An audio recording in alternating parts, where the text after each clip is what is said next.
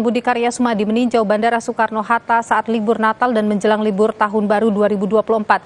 Menteri Perhubungan Budi Karya Sumadi melakukan kunjungan ke posko Nataru di Bandara Soekarno-Hatta, Tangerang, Banten untuk memantau kondisi di lapangan saat libur Natal dan menjelang Tahun Baru 2024. Menhub menyebut adanya peningkatan penumpang penerbangan dibandingkan dengan tahun lalu.